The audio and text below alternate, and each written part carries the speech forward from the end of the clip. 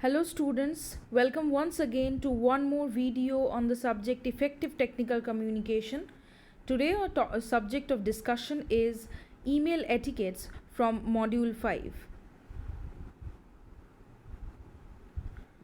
So let's start with knowing what is email. Now email, which is also known as electronic mail, it is the practice of sending written messages electronically from one computer to the other. Email is, we all know, it is an abbreviated form of electronic mail, and here we exchange message with people using electronic devices.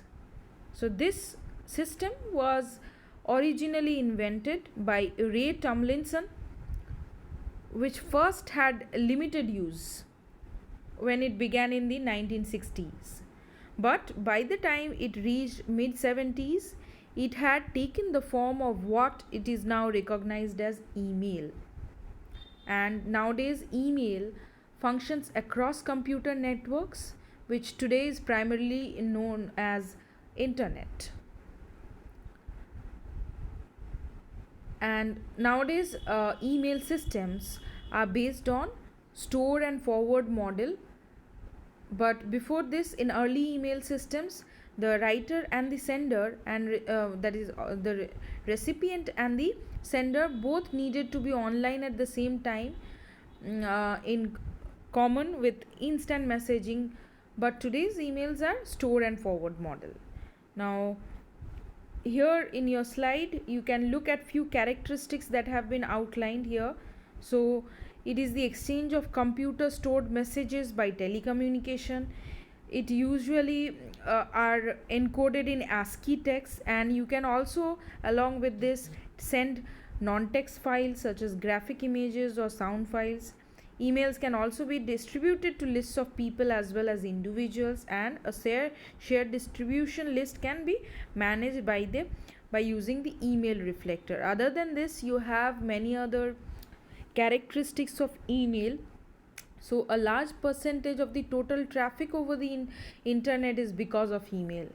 You all must know that. And email was one of the first users of internet, and still now it is the most popular use. Next, we have the advantages and disadvantages of email outlined here in the present slide. So by far it is the most cheapest and the fastest means of sending printed information, where you can send both verbal as well as non-verbal information. At one click of a button, hundreds of pages of information can be sent to hundreds of people all over the world. Secondly, no paper is required, so messages can be sent electronically from one computer to the other. So there is no paper required. That is one advantage of email. Now also apart from English, there are many regional languages of India, and email is providing this facility to in this way. Email is now available in many other regional languages other than English. The next advantage is that you can have an address book in your email account. You can record the incoming mails and edit them. Lastly, when you reply to an email message, the sender's message is automatically sent back to him for ready reference. Next, we come to disadvantages. So email, because of its potential anonymity, still remains an informal channel of communication. And also this next disadvantage is faced by us all, that is excess use and flooding of unwanted messages, especially from advertisers. This is a major drawback of the email system. To an extent, the next disadvantage is that to an extent the secrecy of the email user is lost, because you may not be private while you are using the computer for emailing. And lastly, in case the receiver is unable to open his email account as soon as the message is received, the message cannot work for him if he or she looks and reads the message at a later time. Now we'll learn the most important part, that is the email etiquette. Now what is email etiquette? So email etiquette is nothing but it is a part of the netiquette. Netiquette is a term which is used to define the set of rules of conduct which is applied while you are communicating through computer networks. Nowadays, since email has become an essential part of any kind of business transaction, so it is very important to understand the rules of email etiquettes. But if one questions, why does email etiquette matter? Because when you have good email communication skills, you are a part of succeeding in college and on the job, and it also helps you to make a good impression of yourself and make it more likely that you will get a response from the person you are sending the email to. So email etiquettes are very, very much important, and it cannot just remain an informal channel of communication. Let's move forward and see what's next. So the basic rules of email communication are outlined here. First of all, a proper subject line that accurately reflects the content of your email, where you are summarizing the main points of your email properly. Next, you should always open your email with a polite and respectful greeting.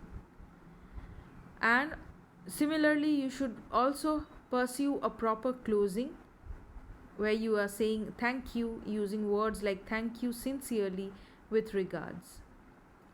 Introduction must also be there if it is necessary. If you are communicating to the recipient for the first time, so introduction is very much important.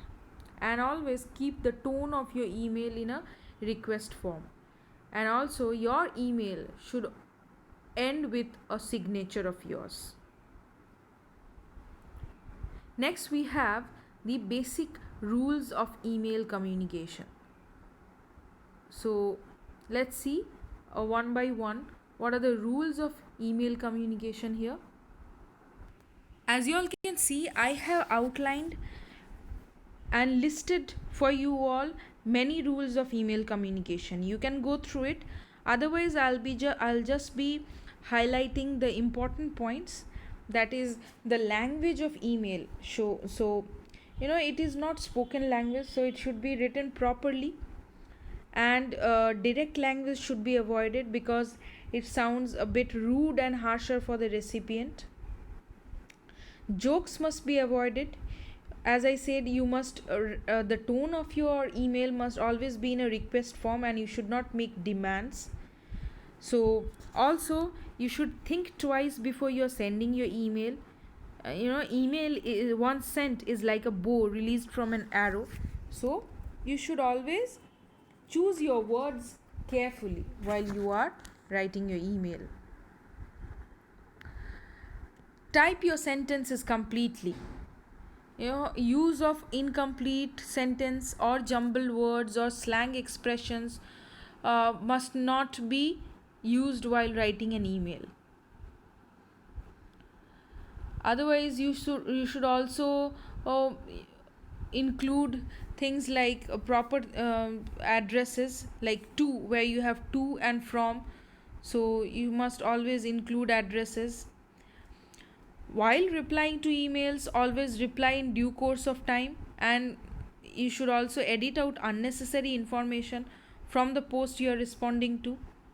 Always use a professional email address to send formal and professional messages. And do remember that face-to-face communication is also important. Do not always try to use a mail just to avoid the direct contact or to cover up your blunders. Remember, face-to-face communication is also important. Otherwise, you have many other rules which I have outlined here. It's written in an easy to understand language. You will all understand. Please go through it. Let's see what is in the next slide. This is a sample email message which is considered to be a perfect one, where the writer of the message has given a proper subject, there is a proper greetings in the start, and the body also is written very briefly and precisely. Whatever is needed to communicate has been written very precisely. So it says, I am a student in your technical reporting class and I am confused about today's homework assignment. I would appreciate it if you could explain what you mean by an incident report. Is there a place in the textbook where I can find an example? So if you have listened to this, you will understand that the tone is in a very request form. And at the last, thank you very much. So the closing is also there, and sincerely. And at the last, it has the email ID and the contact information has been given for the for person. So whenever you all will be writing an email, you must try and make your email message a great one by following all the tips that I have given. This particular email message needs work. I have outlined it. See, the subject is not mentioned, there is no proper opening, there is no greetings, there is no proper closing, and the contact information is also missing there. So this email message needs work. This was 2 samples for you, where one email was a perfect one and the other one needs work. Now the next slide highlights the etiquette tips for perfecting your email practice.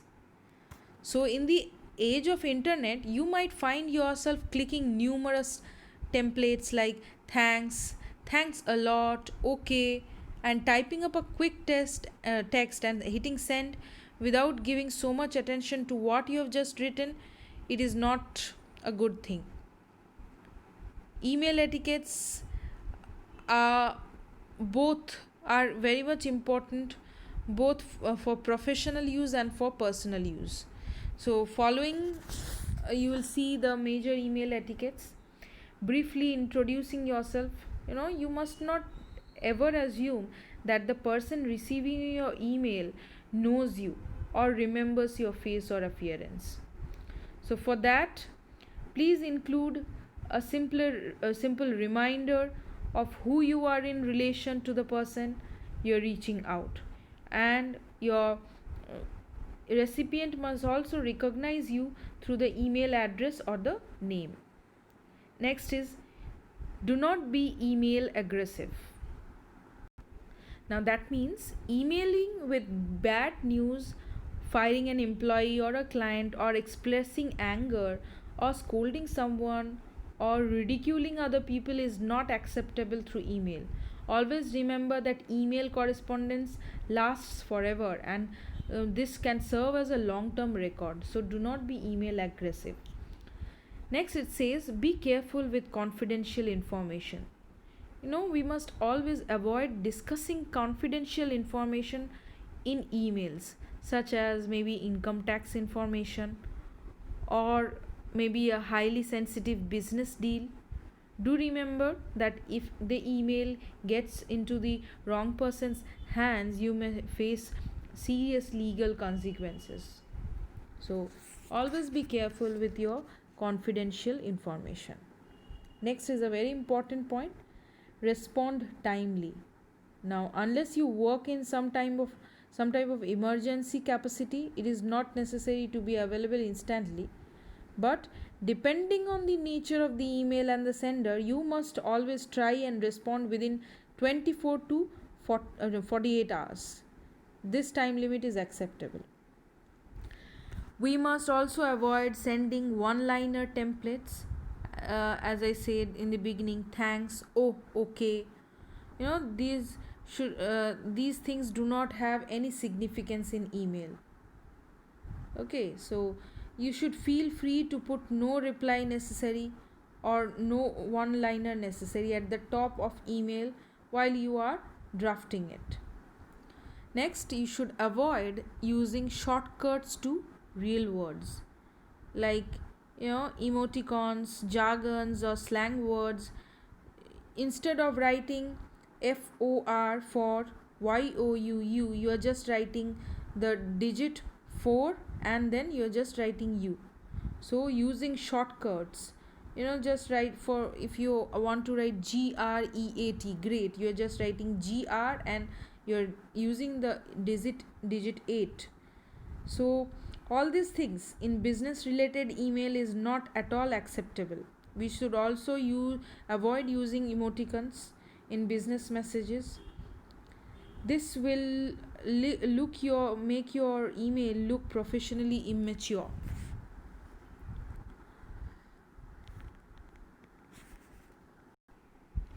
Next says, don't get mistaken for spam.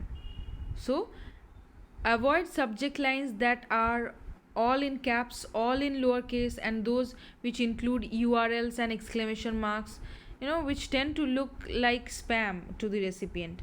The recipient may just think that you are sending a spam message. That must be avoided. Next, your subject line must match the message. So never open an old email, simply hit reply and send a message that has nothing to do with the previous one. You must not you must change the subject. Do not hesitate to change it and make changes in it. Next it says, provider warning when sending large attachments. So whenever you're sending large attachments, you should not do that unannounced. It may clog the receiver's inbox. So if you're sending something that is a heavy file, you should ask the recipient, would you mind if I send you an attachment with heavy content? That is an etiquette which you all must remember.